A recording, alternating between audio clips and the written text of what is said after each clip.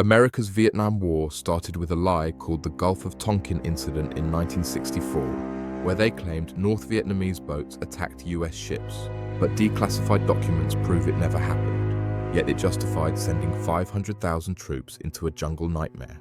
The US dropped more bombs on Vietnam, Laos and Cambodia than all of World War II combined, over 7 million tons, turning entire regions into craters, but still couldn't break the Viet Cong's will to fight. American soldiers were given a drug called speed to stay alert in combat. Nearly 50,000 came home in body bags while 300,000 were wounded, and countless others returned with PTSD and heroin addictions from the jungle.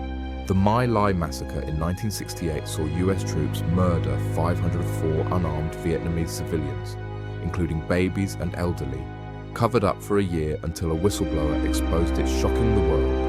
Agent Orange chemical spraying poisoned 3 million Vietnamese and American soldiers too, causing cancer and birth defects that still affect children being born today, 5 decades later. In Afghanistan, the CIA literally created and funded the Mujahideen fighters in the 1980s to fight Soviets, giving them weapons and training that later became Al-Qaeda and Taliban, who turned those same weapons against America.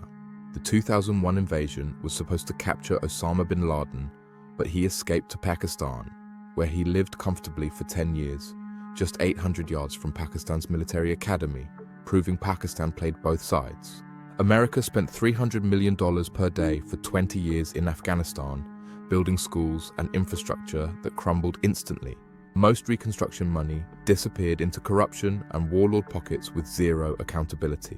The Afghan papers released in 2019 showed US officials knew the war was unwinnable since 2002, but kept lying to the public, saying progress was being made when internally they admitted total failure.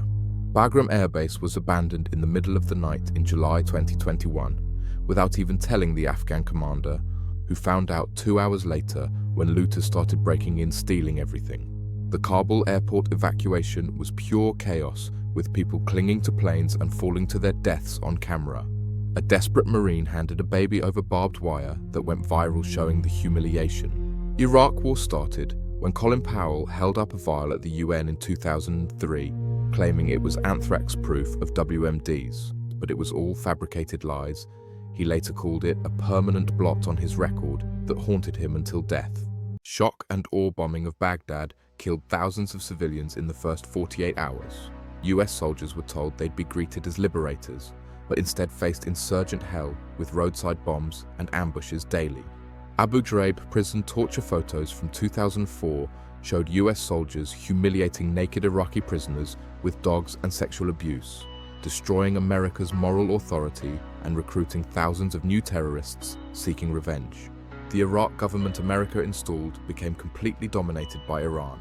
Now Iraqi militias are funded by Tehran, and US troops had to evacuate again, making the whole invasion pointless and counterproductive.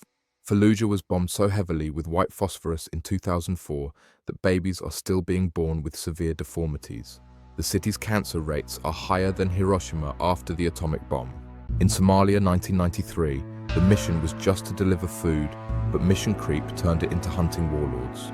Black Hawk Down showed 2 helicopters shot down and Rangers pinned for 18 hours in hell. TV images of dead American soldiers dragged through Mogadishu streets caused Clinton to pull out immediately, proving US has no stomach for casualties when there's no clear national interest at stake. The Bay of Pigs 1961 was Kennedy's first major failure, where CIA-trained Cuban exiles landed to overthrow Castro, but were slaughtered on the beach in 72 hours. JFK refused air support and took full blame publicly. This disaster pushed Castro firmly into Soviet arms and led directly to the Cuban Missile Crisis that almost started World War III. Just 18 months later, Kennedy learned never to trust CIA again. The Korean War from 1950 to 1953 saw General MacArthur promise victory by Christmas, but Chinese forces flooded across the border with human wave attacks. This pushed Americans back in the longest retreat in US military history through frozen mountains. Truman later fired MacArthur for wanting to nuke China. The war ended in a stalemate at the 38th parallel, exactly where it started, resulting in 36,000 American deaths for zero territorial gain. And technically, it never ended. just an armistice. Libya in 2011 saw Obama and Hillary Clinton push NATO bombing to overthrow Gaddafi, calling it humanitarian intervention, but it created a failed state with open slave markets, ISIS bases, and a migrant crisis flooding Europe. The Syria intervention starting in 2014 armed rebel groups to fight Assad, but many of those weapons ended up with ISIS. America bombed both sides accidentally sometimes, and after years, Russia and Iran won anyway, keeping Assad in power. The pattern is clear. America enters wars with lies or half-truths, underestimates the enemy, overestimates its own power, ignores local culture and history, and when body bags come home, the public loses interest, forcing withdrawal. The military-industrial complex Eisenhower warned about in 1961 makes billions from endless wars. Defense contractors donate to politicians who vote for more wars, creating a cycle where losing is profitable, so peace is never the goal. Every post-World War II major war has been either a defeat or stalemate.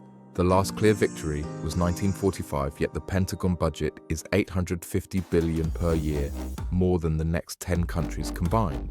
Vietnam veterans were spit on when they came home.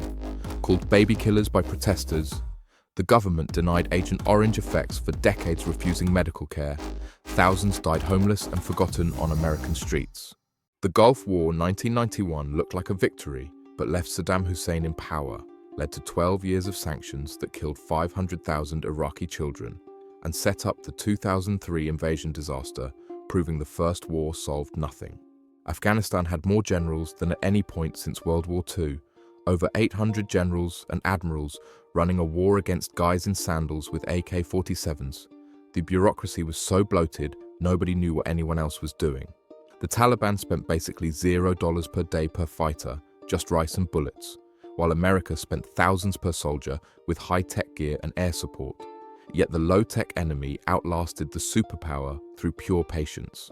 Blackwater and private military contractors made fortunes in Iraq and Afghanistan, billing taxpayers $500 per day per contractor, doing the same job soldiers did for $100, with zero accountability when they committed crimes.